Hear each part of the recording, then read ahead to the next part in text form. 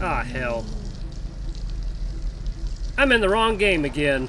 Hey guys and gals, Never here from Drakewing Gaming, and something to me on Twitter, The Gaming Drag. Today I'm coming back at you another Let's Play episode of Changeling Tale, Jessie's Rejection path. Anyway, y'all, before we jump into it, just wanted to let y'all know that our Patreon is now for as little as $5. Y'all can help support the channel, get some awesome rewards like permanent access to our community Discord server and full access to upcoming Not Safe for Work videos. Anyway, y'all, let's go ahead and jump right back in. Alarm chain, you are up, and let's go. Alright. No, I'm already here. Okay. A lone sheep stands pitifully before us.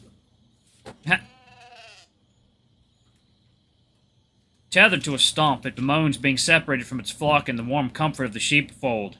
At least that's what I imagined the bleat to mean. After we had marched up and down 3 pastures to no avail, Bulgaire decided on a change of tactics.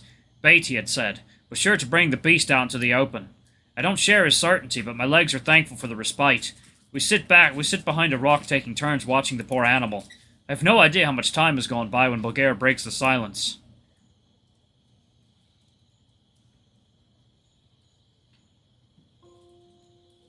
How are you holding up, soldier?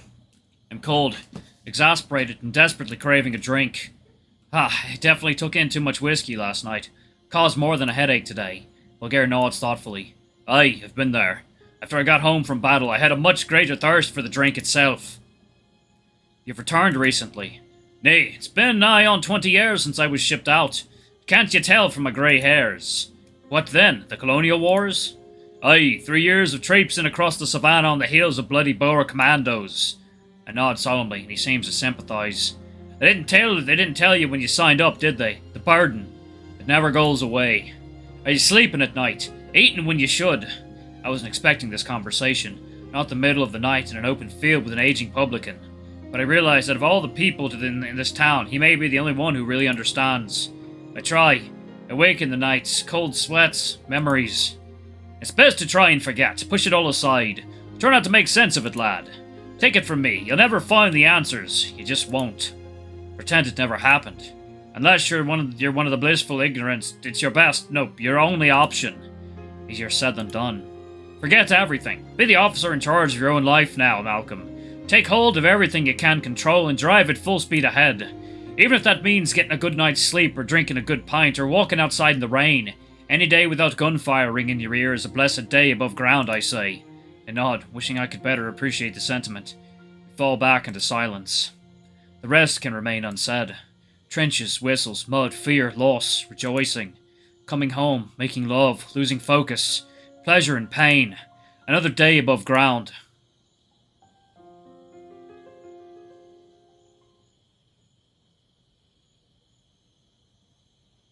The sheep, resigned to a night under the stars, finally lays down and closes its eyes. Do you suppose when a sheep falls asleep it counts people? It's all I can do to take my mind off things. Bulgaire laughs and looks sorry for me. Out here, lad, there be not enough people to count. Why don't you have yourself a rest, Mr. Campbell? No sense in both of us suffering. No sense indeed. Or we could both go home to the comfort of our own beds.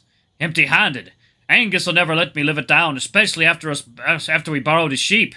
It's all right. Go home if you like. I'll hold the fort. For a moment I consider taking him up on his offer, but I worry what will happen if Bulgaire encounters the wolf without me. I can't leave a comrade behind. That's the spirit, lad. Now, get some sleep. I thank Bulgaire and prop myself up against the rock. It's not the most comfortable conditions, but I'd slept through worse. Closing my eyes, I wait for sleep to overtake me.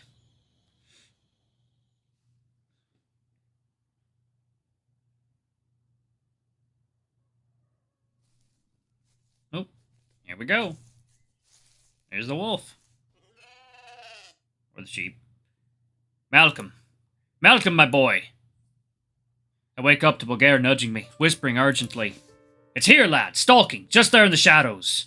He points, and groggily I try to follow his direction. Shadows are plentiful in the moonlight, but I see none belonging to a beast. Still, the sheep looks worried and alert. Something might be out there. And if it is the wolf, the last thing I want is Bulgaire having a clean shot in the open at it. At her. If what Alana said is true. Let me go round the side. Perhaps I can flush it out. Second, y'all. Coffee time. That's good. Bulgaire considers it for a moment and then concedes. Alright, but stay alert. Big beasties are not to be trifled with. We were 3 days march out of Pretoria when one night a pair of lionesses slipped into our encampment and... I pat my rifle. I'll be fine. Of course you will. He pats his own weapon. Because I'll be covering you. I slip out from behind the rock and make my way deeper into the moor. My steps are cautious and deliberate. I'm trying to be quiet, but in the low light, I'm just as worried about misstepping on a rock and breaking an ankle. Dark boulders and scraggly bushes play tricks on my imagination as I approach the spot where Bulgaria had pointed.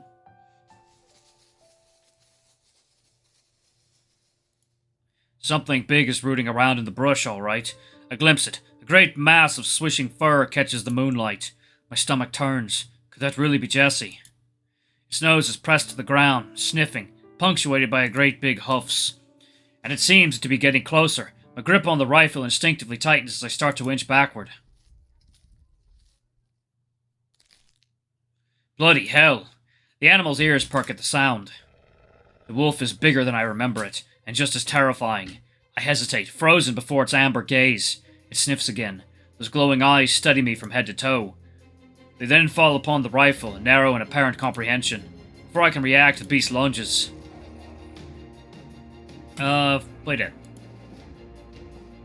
The great weight of the beast crashes upon me, bowling me backwards. It knocks the wind out of me. Stars dance before my eyes as I struggle to regain my bearings. All I see before me are rows and rows of teeth. Could there really be mercy behind that ferocious grin? Reason? I lay still as can be, silently praying to whoever will listen. Drool drips onto my face as the wolf leans over me, a predator triumphant. Nope, yep, there you go. But the expected bite never comes. Its eyes widen. Its wet nose twitches, probing my face, my clothes, and finally my satchel. I'd almost forgotten Jessie's clothes were still with me. The wolf is sniffing the bag earnestly now. The ferociousness is gone. I finally get a close look at those eyes, and beneath the yellow I see... Oh. No! The wolf jerks and slides off me, as if tugged by an unseen force. My God, it is her. I'm certain of it now. I saw Jessie in her eyes. In one moment my reality is suspended, and the next it comes crashing back down. There's something warm and wet on my shirt. Blood, and not my own. My stomach falls out from under me.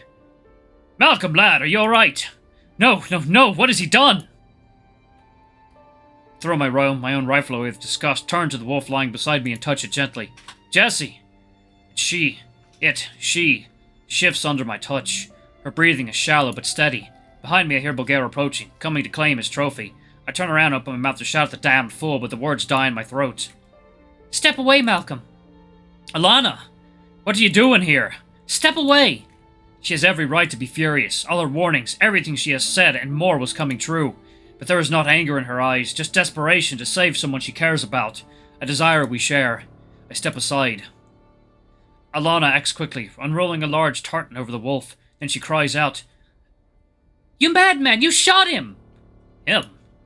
I look down reflexively. Despite the blood on my shirt, I confirm I am in one piece. Ah, the blood on my shirt! Malcolm, be well! I saw the beastie pounce and fired as soon as I had a clean shot. Alana! Bulgaria squints in the darkness, not trusting his own eyes. Second now. Oh, actually. Second now. Water time. You senile old fool! Can't you see Malcolm's hurt? I groan and hold my shoulder in mock pain. The blood makes it convincing, even though it is not my own. Alana, lad, He's having trouble processing it all. I know a veteran like himself would never have fired unless he was certain his aim was true. But why hasn't he made mention of the tartan-covered mound at our feet? Could he not see it? I take a chance and point down the glen. It's alright, I'm only grazed, but your shot scared it off. Go, get the wolf. She can't have gotten far. That shakes him out of it. Are you mad, boy? You need help. I'll take care of Malcolm. Go! Find the beast before anyone else gets hurt. I nod in agreement. I'll be fine. Go! Looking guilty and confused, Bulgaria shakes his head and starts off in the direction I'd pointed. Alright, be safe, you two. I'll make my amends later, my friend. As I wait for Bulgaria to pass beyond earshot, my head swirls. Jessie, my shining light, a werewolf. Alana, eerily prescient, and at the moment our only hope. My own role in this awful tragedy. I make a vow.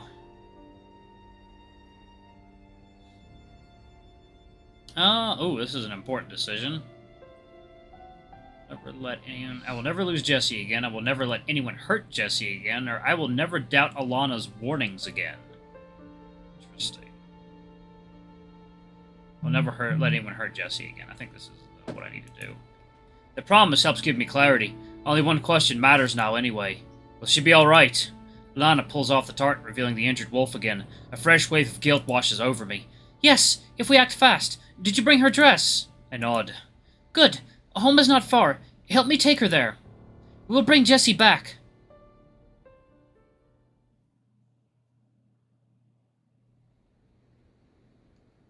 The moon is full and bright enough to light the way. Alana leads us faster and faster through withered branches, wet grass and jagged rock ledges. Holding Jessie's lichened body crushes my arms, my shoulders, my heart. I follow as fast as I can.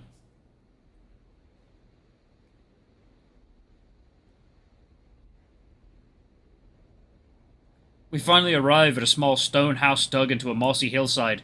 The skeleton of an old monastery stands sentinel above. Odd. I don't remember a landmark like that being around these parts. A heavy fog has rolled in. The atmosphere feels thick and unnatural. Something is nagging at me. I feel as if I don't belong here. Alana opens the door and waves me in. The whole room is lit by just one candle, but its light is deceptively bright. As my eyes adjust, I expect to see the small, Spartan interior of an old turf house. Instead, I feel like I've walked into someone's manor home. The decor is as eclectic as it is luxurious. Modern appliances mixed among dusty medieval furniture, an old painting of a woman whose features bear an uncanny resemblance. A relative, perhaps. An apothecary cabinet brimming with jars and bottles, and books. So many books. What is this place? I had always assumed my old teacher lived in town. Luxurious though it is, this feels like a hermit's retreat. It's what I call home now. It's not much, but provides some measure of privacy. Alana starts brushing everything off of a large antique table. Papers and books follow the floor. She motions to the table. Here, rest her here. I lay the body gently on the surface, but still feel a tremendous weight on my shoulders. Jesse, it's going to be alright. I speak the words, wanting to believe them. This will stem the bleeding. Alana returns from the apothecary cabinet with a jar of salve and begins gently rubbing the wound. You know medicine. She begins to murmur an incantation. Oh. Interesting. The pain eases on the wolf's face, though it still lays motionless. I suspect more is at work than just medicine. Second, y'all. Water time.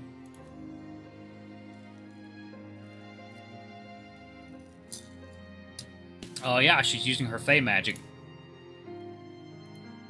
Just who are you, Alana? She pauses but doesn't look up. We stand on the knife's edge between two worlds. Malcolm, yours and Jessie's. I am her guardian. The one who ensures Jessie can live in your world without fear of men like Bulgaire. The uneasiness returns. I've ventured well off the map now. There's no turning back. And what exactly is Jessie's world? Are there more werewolves like her? Alana looks up, her expression unreadable. Tears welling in her eyes. Tears of sadness. Joy. Madness. No, it's much more than that, Malcolm.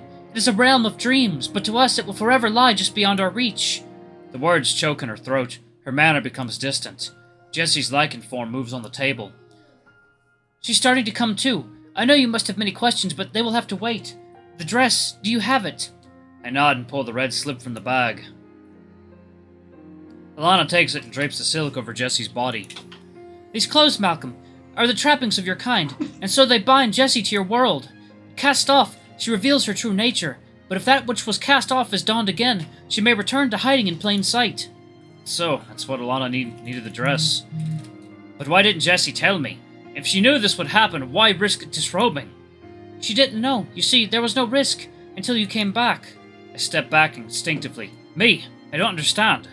Malcolm, I told you to stay away from the girls, and yet here we are. Wait, are you saying I caused the change? How? She sighs, like a mother patiently explaining to a child. Your love, Malcolm. It's all right. You are both young. I don't begrudge you your feelings. What's done is done.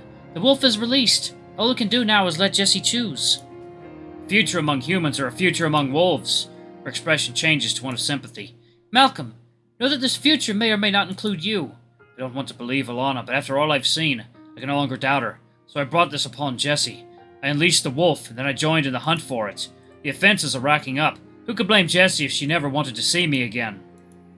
But the thought of losing her again leaves me feeling empty inside. I understand.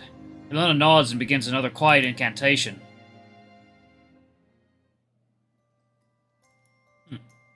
Looking back to Jessie, I can hardly see traces of the woman I know. Alright, I'm gonna go ahead and pause it right there.